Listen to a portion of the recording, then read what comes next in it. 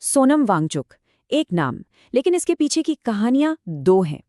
एक तरफ वो एक इनोवेटर हैं, एक हीरो, जिन्होंने लद्दाख के बच्चों को पढ़ाई की एक नई रोशनी दी और दुनिया को सिखाया कि पिघलते ग्लेशियरों को कैसे बचाया जा सकता है। और दूसरी तरफ उन्हीं सोनम वांगचुक पर लद्दाख की शांत वादियों में हिंसा भड़काने के गंभीर आरोप हैं। तो सवाल ये है कि आखिर सच क्या है? और यही वो सवाल है जो आज हर किसी के मन में है। एक तरफ लोग हैं जो उनके अनशन को, उनके विरोध को हिमालय की पुकार बता रहे हैं, तो वहीं दूसरी तरफ कुछ लोग उन्हें देश को अस्थिर करने की साजिश रचने वाला खलनायक कह रहे हैं। आप देखिए, आज भारत में सोनम वांगचुक की छवि कैसे दो बिल्कुल अलग अलग हिस्सों में बटी हुई है। एक तरफ उन्हें देखा जाता है एक विजनरी एजुकेटर, एक एनवायरमेंटल सेवियर के तौर पर, और दूसरी तरफ बिल्कुल उल्टा, उन पर आरोप लगते हैं कि वो विदेशी फंड पर चलते हैं और हिंसा भड़काते हैं। तो इस पूरी कहानी को, इस पूरी गुत्थी को समझने के लिए सबसे पहले हमें उस इंसान को समझना होगा जो इसके बिल्कुल केंद्र में है। वो इंसान जिसे कभी पूरा देश हीरो की तरह देखता था। आईआईटी बॉम्बे से पढ़े एक इंजीनियर जिन्होंने लद्दाख में शिक्षा की तस्वीर ही बदल दी। उन्होंने सिकमॉल नाम का एक अनोखा स्कूल शुरू किया जो पूरी तरह से सोलर पावर पर चलता है और उन बच्चों को पढ़ाता है जो सिस्टम में फेल हो गए थे। और फिर है उनका सबसे मशहूर काम, आइस स्तूपा प्रोजेक्ट, मतलब एक ऐसी कमाल की तकनीक जिससे सर्दियों में पानी को जमा कर गर्मियों के लिए आर्टिफिशियल ग्लेशियर बनाए जाते हैं। इस काम ने उन्हें दुनिया भर में पहचान दिलाई। तो फिर सवाल यही उठता है कि एक ऐसा इंसान जिसकी इतनी बड़ी लेगेसी है, वो अचानक विरोध का सबसे बड़ा चेहरा कैसे बन गया? और इसका जवाब छिपा है साल 2019 के बाद लद्दाख में हुए कुछ बड़े बदलावों में। देखिए, कहानी शुरू होती है अगस्त 2019 से, जब आर्टिकल 370 हटा और लद्दाख को एक अलग यूनियन टेरिटरी बनाया गया। शुरू में तो जश्न का माहौल था, यहाँ तक कि खुद सोनम वांगचुक ने भी इसका स्वागत किया था। लेकिन धीरे धीरे ये उम्मीदें टूटने लगीं और फिर आया वो दिन, 10 सितंबर 2025, जब सोनम वांगचुक लद्दाख की मांगों को लेकर भूख हड़ताल पर बैठ गए। और इसके कुछ ही दिन बाद 24 सितंबर को हालात बिगड़ गए और विरोध प्रदर्शन हिंसक हो गया। ये एक बहुत बड़ा टर्निंग पॉइंट था। और जैसे ही हिंसा हुई, पूरी कहानी का रुख बदल गया। सरकार का सारा ध्यान, सारा फोकस अब सीधे सोनम वांगचुक पर आ गया। यहीं से शुरू हुआ उन्हें हीरो से विलन बनाने का नैरेटिव।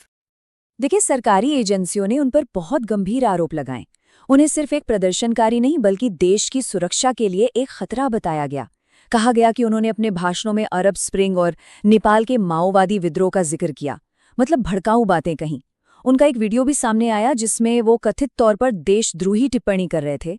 और तो और उनकी विदेशी फंडिंग और कनेक्शंस पर भी गंभीर सवाल उठाए गए। लेकिन क्या ये पूरा मामला सिर्फ एक इंसान, सिर्फ सोनम वांगचुक का है, या फिर वो सिर्फ एक चेहरा है और असली मुद्दा कुछ और ही है? सच तो ये है कि इन विरोध प्रदर्शनों की जड़ें लद्दाख के लोगों की कुछ गहरी चिंताओं से जुड़ी हैं। और ये चिंताएं सिमट कर आती हैं 4 मुख्य मांगों में। पहली मांग, लद्दाख को पूर्ण राज्य का दर्जा मिले।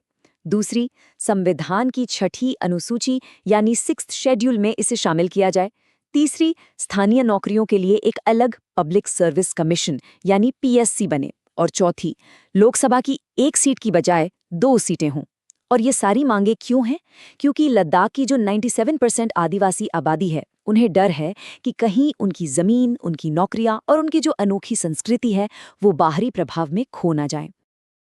अब इन सब में जो 6ठी अनुसूची की मांग है, वो सबसे ज्यादा जरूरी है। क्यों?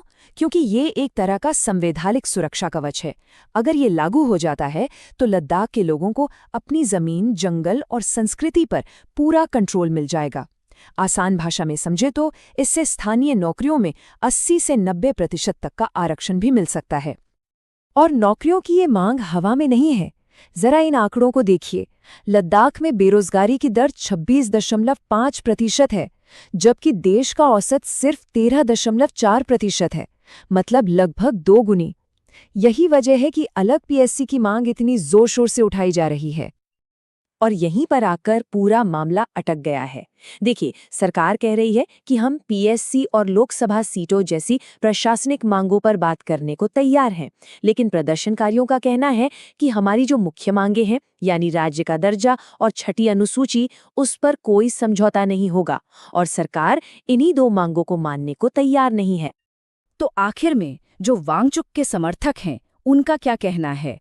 उनका मानना है कि वांगचुक अकेले नहीं हैं, वो तो पूरे लद्दाख के लोगों की आवाज है और उनकी मांगे पूरी तरह से जायज और संवैधानिक हैं। वो कहते हैं कि वांगचुक को जानबूझकर टारगेट किया जा रहा है ताकि असली मुद्दों से ध्यान भटकाया जा सके। तो अब सवाल वहीं का वहीं खड़ा है। विरोध प्रदर्शन फिलहाल रुके हुए हैं, उनके नेता गिरफ्तार हैं। ऐसे में लद्दाख में शांति का रास्ता आगे क्या होगा? क्या बातचीत से कोई हल निकलेगा या ये खाई और भी गहरी होती जाएगी? देश के इस बेहद जरूरी और संवेदनशील हिस्से का भविष्य इसी एक सवाल के जवाब पर टिका है।